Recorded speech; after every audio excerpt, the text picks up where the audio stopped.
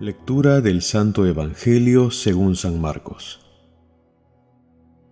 Cuando arrestaron a Juan, Jesús se marchó a Galilea a proclamar el Evangelio de Dios.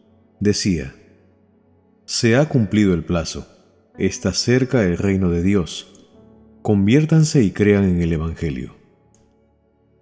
Pasando junto al lago de Galilea, vio a Simón y a su hermano Andrés, que eran pescadores y estaban echando el copo en el lago.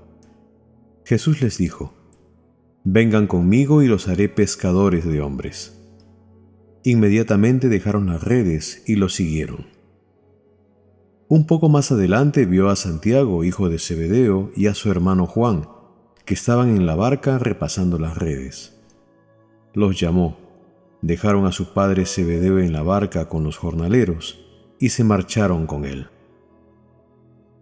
Palabra del Señor. Gloria a ti, Señor Jesús.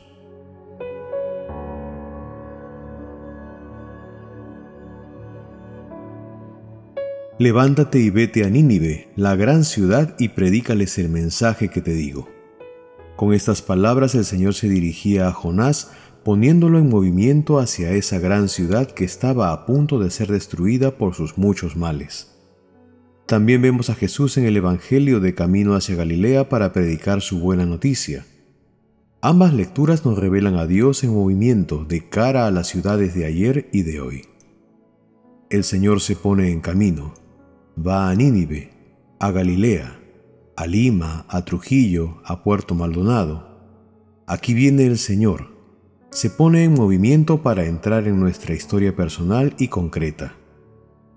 Lo hemos celebrado hace poco, es el Emmanuel, el Dios que quiere estar siempre con nosotros.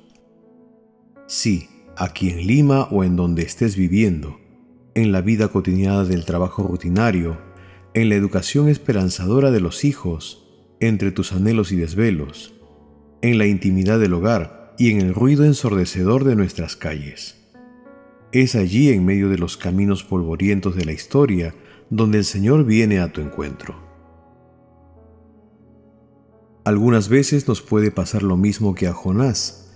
Nuestras ciudades, con las situaciones de dolor e injusticia que a diario se repiten, nos pueden generar la tentación de huir, de escondernos, de zafar, y razones ni a Jonás ni a nosotros nos faltan.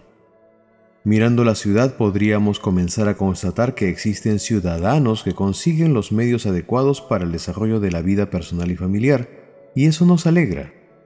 El problema está en que son muchísimos los no ciudadanos, los ciudadanos a medias o los sobrantes urbanos que están al borde de nuestros caminos, que van a vivir a las márgenes de nuestras ciudades sin condiciones necesarias para llevar una vida digna, y duele constatar que muchas veces entre estos sobrantes humanos se encuentran rostros de tantos niños y adolescentes. Se encuentra el rostro del futuro. Y al ver estas cosas en nuestras ciudades, en nuestros barrios, que podrían ser un espacio de encuentro y solidaridad, de alegría, se termina provocando lo que podemos llamar el síndrome de Jonás, un espacio de huida y desconfianza, un espacio para la indiferencia que nos transforma en anónimos y sordos ante los demás. Nos convierte en seres impersonales, de corazón cauterizado, y con esta actitud lastimamos el alma del pueblo, de este pueblo noble. Como nos lo señala Benedicto XVI, la grandeza de la humanidad está determinada esencialmente por su relación con el sufrimiento y con el que sufre. Una sociedad que no logra aceptar a los que sufren y no es capaz de contribuir mediante la compasión a que el sufrimiento sea compartido y sobrellevado también interiormente, es una sociedad cruel e inhumana. Cuando arrestaron a Juan, Jesús se dirigió a Galilea a proclamar el Evangelio de Dios. A diferencia de Jonás, Jesús, frente a un acontecimiento doloroso e injusto como fue el arresto de Juan, entra en la ciudad. Entra en Galilea y comienza desde ese pequeño pueblo a sembrar lo que sería el inicio de la mayor esperanza. El reino de Dios está cerca. Dios está entre nosotros. Y el Evangelio mismo nos muestra la alegría y el efecto en cadena que esto produce. Comenzó con Simón y Andrés, después Santiago y Juan, y desde esos días, pasando por Santa Rosa de Lima, Santo Toribio, San Martín de Porres, San Juan Macías, San Francisco Solano, ha llegado hasta nosotros anunciado por esa nube de testigos que han creído en él. Ha llegado hasta Lima, hasta nosotros, para comprometerse nuevamente como un renovado antídoto contra la globalización de la indiferencia, porque ante este amor no se puede permanecer indiferentes. Jesús invitó a sus discípulos a vivir hoy lo que tiene sabor a eternidad, el amor a Dios y al prójimo, y lo hace de la única manera que lo puede hacer, a la manera divina, suscitando la ternura y el amor de misericordia, suscitando la compasión y abriendo sus ojos para que aprendan a mirar la realidad a la manera divina. Los invita a generar nuevos lazos, nuevas alianzas portadoras de eternidad. Jesús camina a la ciudad con sus discípulos y comienza a ver, a escuchar, a prestar atención a aquellos que habían sucumbido bajo el manto de la indiferencia, lapidados por el grave pecado de la corrupción. Comienza a develar muchas situaciones que asfixiaban la esperanza de su pueblo, suscitando una nueva esperanza. Llama a sus discípulos y los invita a ir con él. Los invita a caminar la ciudad, pero les cambia el ritmo.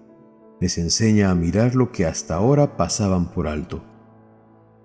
Les señala nuevas urgencias. Conviértanse, les dice, el reino de los cielos es encontrar en Jesús a Dios que se mezcla vitalmente con su pueblo, se implica e implica a otros a no tener miedo de hacer de esta historia una historia de salvación. Jesús sigue caminando por nuestras calles. Sigue al igual que ayer golpeando puertas, golpeando corazones, para volver a encender la esperanza y los anhelos. Que la degradación sea superada por la fraternidad, la injusticia vencida por la solidaridad y la violencia callada con las armas de la paz. Jesús sigue invitando y quiere ungirnos con su Espíritu para que también nosotros salgamos a ungir con esa unción, capaz de sanar la esperanza herida y renovar nuestra mirada. Jesús sigue caminando y despierta la esperanza que nos libra de conexiones vacías y de análisis impersonales, e invita a involucrarnos como fermento, allí donde estemos, donde nos toque vivir, en ese rinconcito de todos los días. El reino de los cielos está entre ustedes, nos dice. Está allí donde nos animemos a tener un poco de ternura y compasión, donde no tengamos miedo a generar espacios para que los ciegos vean, los paralíticos caminen, los leprosos sean purificados y los sordos oigan. Y así todos aquellos que dábamos por perdidos gocen de la resurrección. Dios no se cansa ni se cansará de caminar para llegar a sus hijos, a cada uno. ¿Cómo encenderemos la esperanza si faltan profetas? ¿Cómo encararemos el futuro si nos falta unidad? ¿Cómo llegará Jesús a tantos rincones si faltan audaces y valientes testigos?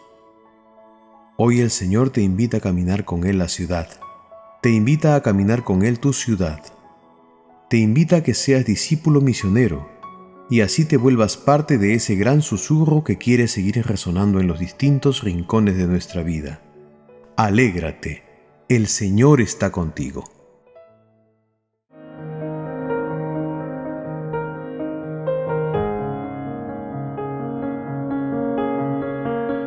Familia que reza unida permanece unida.